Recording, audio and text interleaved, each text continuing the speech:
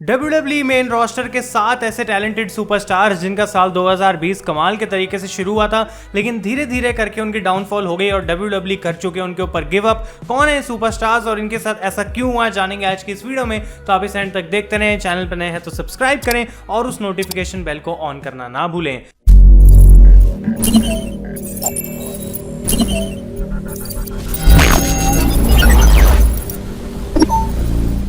तो गाइज, मैं हूं आयुष और आप देख रहे हैं रेसल इंडिया। और हम जानते हैं कि बहुत बार WWE में ऐसा होता है कि कोई नया टैलेंटेड सुपरस्टार निकल के आता है और वो मेन रोस्टर पे काफी अच्छा कर रहा होता है। WWE उसको पुश करती है और लोगों को उम्मीद लगती है कि हाँ, ये सुपरस्टार आगे जाके कुछ कमाल का कर सकता है। लेकिन जब वो मोमेंट फाइनली आने वाली होती है तो WWE उस पर गिव अप कर देती है और उनका पुश या फिर बुकिंग का जो तरीका है वो बिल्कुल खराब हो जाता है। और आज की इस रेसलिंग लिस्ट की वीडियो में, जो कि आप लोग हमेशा बहुत पसंद करते हैं, हम बात करेंगे 7 ऐसे सुपरस्टार्स की। तो फटाफट से आप इस वीडियो को लाइक कर दीजिए। लाइक का गोल है वो हमारा रहेगा 1000 लाइक्स का।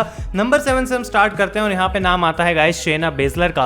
अब शेना बेजलर NXT में one of the strongest competitors थी और हम जानते थे कि वो 1 साल से भी ज्यादा NXT चैंपियन बन चुके हैं। तो जब वो मेन रोस्टर पर जाएंगी तो उनको अच्छा ही बुक करना पड़ेगा, क्योंकि इतना ज्यादा स्ट्रॉन्ग उनको NXT में दिखाया गया। तो ऑब्वियसली बिल्कुल वैसा ही WWE ने करा जब वो मेन रोस्टर पर आई। और शेना की जो आंखें थी वो सीधा सजी हुई थी on the raw women's championship. उन्होंने रॉयल रंबल के अंदर बहुत ज्यादा डोमिनेट करा था, पर वो उस मैच को अनफॉर्चुनेटली जीती नहीं। लेकिन एलिमिनेशन चेंबर में ऐसा नहीं हुआ और भी ज्यादा डोमिनेंट परफॉर्मेंस के बाद उस मैच को वो जीत के बन गई नंबर 1 कंटेंडर। अब जब रेसलमेनिया 36 में बेजलर का मैच हुआ बेकी लिंच के साथ, तो सब लोगों को काइंड ऑफ एक आइडिया लग चुका था कि शायद वो वहां पे टाइटल जीत सकती हैं। लेकिन एक अजीब से रोल अप के फिनिश के साथ उस मैच को वो हार गई और बिल्कुल शेना बेजलर की तरह वो नहीं हारी जैसे कि कभी शेना हारती हैं। उसके बाद वो मनी इन द बैंक के लिए भी क्वालिफाई करी जरूर, लेकिन वो money in the bank briefcase भी नहीं जीत पाई। तो क्लियरली ऐसा लगता है कि विंस मैकमैन ने शेना बेजलर को definitely as a top superstar देखा जब वो मेन रोस्टर पर आई थी। लेकिन धीरे धीरे लगता है कि उनको ऐसा लग रहा है अब कि शेना वो चीज नहीं है जो कि शार्लेट, बेकी, अलेक्सा या फिर बाकी सारी ऐसी सुपरस्टार्स है जो कि बहुत सालों से मेन रोस्टर के ऊपर हैं, और शायद इस वजह से उन्होंने शेना के ऊपर भी गिव अप कर दिया है। नंबर 6 की हम बात करते हैं तो यहाँ पे नाम आता है गाइस एक ऐसे सुपरस्टार का जिसके लिए पर्सनली मुझे बहुत बुरा फील होता है, और ये है चैड गेबल का। अब कुछ समय पे हम जानते हैं कि NXT में बहुत अच्छी अमेरिकन अल्फा की इनकी टैग टीम थी। उसके बाद जब मेन रोस्टर पर आए थे वहां पे भी इनकी बहुत अच्छी टैग टीम थी, और बेसिकली चैड गेबल हमेशा से माने जाते थे टैग टीम रेसलिंग के लिए। इनफैक्ट बॉबी रूड के साथ ये जो है रॉ टैग टीम चैंपियन भी बने थे। लेकिन जब इस स्मैकडाउन पे आए तो WWE ने इनको एक नई लुक थी, इनको काइंड ऑफ एक नया ऐसा मोमेंटम दिया कि हाँ, एज अ सिंगल सुपरस्टार इनको पुश करना है, और ऐसा लग रहा था कि शायद अब उनको कुछ फाइनली मिलने वाला है। लेकिन जिस दिन बैरन कॉर्बिन ने यहाँ पे चैड गेबल को बुलाया शॉर्टी जी, उस दिन से WWE के दिमाग में कुछ ऐसी सेट की कि उनका नाम चैड गेबल हटा के शॉर्टी जी ही कर दिया। उनको एक बहुत ही वाहियात सा कॉस्ट्यूम और गिमिक भी दे दिया, और अभी तक वो उसी गिमिक के अंदर अटके हुए हैं। अब अगर साल 2020 की ही मैं बात करूं तो हमें देखने को मिलेगा कि शेमस के साथ पहले कितने सारे मैचेस हारे थे गेबल, और अब वो इंटरकॉन्टिनेंटल चैंपियनशिप के टूर्नामेंट का पार्ट थे, लेकिन ऑब्वियसली वो उसको भी नहीं जीते। और अगर हम पुराने मैचेस जाके देखते हैं गेबल के किस तरीके से उनको NXT में या फिर early parts of the main roster में बुक करा जाता था, तो ऐसा लगेगा कि हाँ, एक ऐसा सुपरस्टार है जो कि बहुत ज्यादा पोटेंशियल रखता है, जो कि एक अच्छा सिंगल्स रन भी दे सकता है। लेकिन ना जाने क्यों WWE उनको उतना पुश कभी कर नहीं रही है, and they have certainly given up on Gable as well. Number 5 की हम बात करते हैं गाइस, तो यहाँ पे नाम आता है लिव मॉर्गन का, एक ऐसी विमेंस डिवीजन की सुपरस्टार जो कि अपने early parts of the career में राइट स्क्वाड का पार्ट थी, और वो एक ऐसा स्टेबल था जो कभी भी ज्यादा पॉपुलर हुआ नहीं। लेकिन जब से WWE ने टीज करना स्टार्ट करा कि लिव मॉर्गन को पूरा रीपैकेज करा जाने वाला है और उनको as a new superstar launch कराया जाएगा ऑन मंडे नाइट रॉ, तो लोगों की एक्सपेक्टेशन काफी ज्यादा बढ़ गई थी, क्योंकि वो जानते थे कि in ring talent Liv Morgan के अंदर है, बस उनको एक सही डायरेक्शन चाहिए ऑन द मेन रोस्टर। और ये चीज WWE ने स्टार्ट करी जब लाना और बॉबी लैशली के लव स्टोरी के अंदर लिव मॉर्गन को लाया गया, और काइंड ऑफ हमें ऐसा दिखाया गया कि लिव का जो है वो लाना के साथ कोई रिलेशनशिप है। लेकिन उसके कुछ ही समय बाद इस स्टोरी लाइन को पूरे तरीके से ड्रॉप कर दिया गया और लिव मॉर्गन और लाना का कोई रिलेशनशिप वाला सीन हमें नहीं देखने को मिला। इनफैक्ट इनको काफी अच्छे तरीके से बुक करा गया था एलिमिनेशन चेंबर के अंदर भी, और उसके बाद नटालिया को भी इन्होंने हराया रेसलमेनिया 36 में। लेकिन तब से लेके अब तक ऐसा लगता नहीं है कि एक्चुअली में WWE के कोई प्लान्स है लिव मॉर्गन के लिए, और वो 1-2 मैचेस हार भी चुके हैं उसके बाद मंडे नाइट रॉ पे।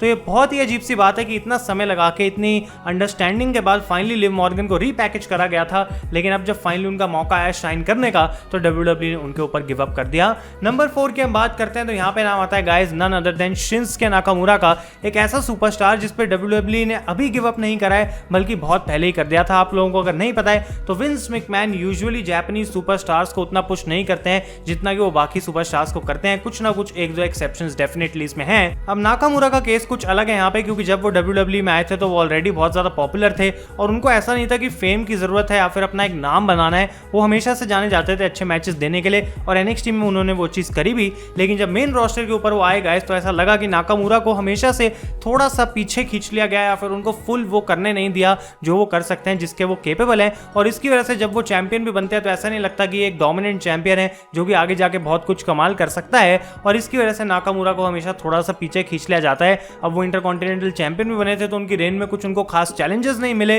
और उसके बाद वो सैमी ज़ेन के साथ मिल चुके हैं और उनको उन्होंने कोशिश करवाई इंटरकॉन्टिनेंटल टाइटल जितवाने की, जिसमें वो सक्सेसफुल रहे। तो बेसिकली वो एक साइड किक बन चुके हैं सैमी ज़ेन के, लेकिन उससे ज़्यादा उन्होंने WWE में अभी कुछ करा नहीं है। नंबर 3 की हम बात करते हैं तो यहाँ पे नाम आता है गाइस एलिस्टर ब्लैक का। और ये एक ऐसा सुपरस्टार है जिसके लिए मुझे बहुत ज़्यादा बुरा लगता है क्योंकि NXT में इसको इस तरीके से बुक करा जाता था कि इससे ऊपर कोई है नहीं, इसको हरा दे जो वही सबसे बढ़िया सुपरस्टार है पूरी WWE के अंदर। इसी तरीके से इनको मेन रोस्टर पे भी बुक करा गया था, बहुत लंबी अनडिफीटेड स्ट्रीक इनकी चल रही थी, लेकिन AJ स्टाइल्स ने इनको फाइनली हरा दिया था गाइस। रॉयल रंबल 2020 में कुछ लोग तो चाह रहे थे कि एलिस्टर ब्लैक पूरा का पूरा मैच जीत सकते हैं, लेकिन सिर्फ 5 मिनट के अंदर ही सेथ रॉलिंस ने उनको मैच से बाहर निकाल दिया था। तो ये एक ऐसा सुपरस्टार है जिसके अगेंस्ट लोग अंडरटेकर को लड़ता हुआ देखना चाहते हैं, बड़े बड़े सुपरस्टार्स को लड़ता हुआ देखना चाहते हैं और उम्मीद लगाते हैं कि हाँ एलिस्टर ब्लैक एक ऐसा रेसलर है जो कि आगे जाके फ्यूचर WWE चैंपियन बन सकता है। लेकिन शायद विंस और बाकी क्रिएटिव के दिमाग में वो अंडरस्टैंडिंग नहीं है, जिस तरीके से हम फैंस चाहते हैं एलिस्टर ब्लैक को देखना वो हमें नहीं देखने को मिल रहा है और इसी वजह से एलिस्टर ब्लैक मेन रोस्टर पे उतना अच्छा नहीं परफॉर्म कर पा रहे हैं जितना कि उनको करना चाहिए। नंबर 2 की हम बात करते हैं गाइस तो यहाँ पे नाम आता है रिकोशे का, एक ऐसा सुपरस्टार जो कि जब मंडे नाइट रॉ में आया था पॉल हेमन के कंट्रोल के अंडर तो लग रहा था कि भाई इसको चांद तक पुश करा जाएगा, will be push to the moon और इसको सब कुछ दे दिया जाएगा। इनफैक्ट इसने बॉबी लैशली और सेथ रॉलिंस को हरा के एक WWE चैंपियनशिप का नंबर 1 कंटेंडर स्पॉट भी हासिल करा और ब्रॉक लेसनर से सिर्फ 2 मिनट में हार गया सुपर शोडाउन में, जिससे क्लियरली ये पता लगता था कि ब्रॉक लेसनर को वहां पे रिकोशे को सिर्फ बरी करना था और उसके अलावा उनके पास कोई प्लान है नहीं। तो रिकोशे के लिए भी जो है काफी सैड स्टोरी रही है, मेन रोस्टर के ऊपर बहुत सारे डाउन्स रहे हैं, उनके अप्स बहुत कम रहे हैं और अब भी उनको सेड्रिक अलेक्जेंडर के साथ टैग टीम में डाल दिया गया है जिसकी कोई वैल्यू नहीं करी जा रही है रॉ के ऊपर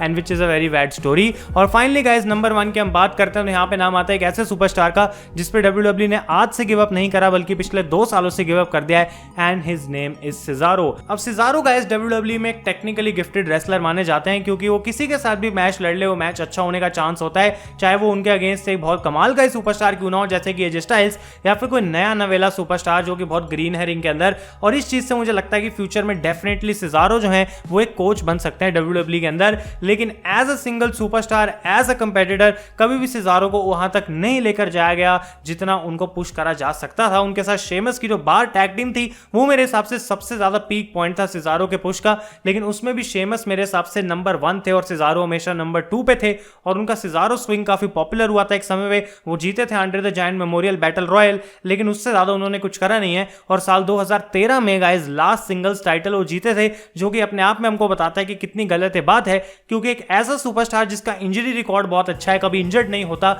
हमेशा शोज में अपीयर होता रहता है, आखिर उसको क्यों नहीं पुश करा जाता, एटलीस्ट मिड कार्ड टाइटल क्यों नहीं दिया जाता? इसका जवाब फैंस आज तक ढूंढ रहे हैं और WWE ऐसा लगता नहीं है कि सिजारो को कभी भी वहां तक पुश करेगी क्योंकि बेसिकली ये एक एजेंडा है उनकी क्रिएटिव टीम की तरफ से। तो गाइस ये थे ऐसे 7 नाम जिनको WWE पुश जरूर करती है, दिखाती है कि हाँ इनके साथ कुछ करने वाले हैं, लेकिन उसके बाद उन पे गिव अप कर चुकी है साल 2020 में। अगर आपको लगता है कुछ नाम इस लिस्ट में रह गए हैं तो उसे ऐड करें नीचे कमेंट्स में और अगर आपको वीडियो पसंद आई है लाइक करें। Thank you so much watching. मैं हूं आयुष और आप देख रहे हैं रेसल इंडिया।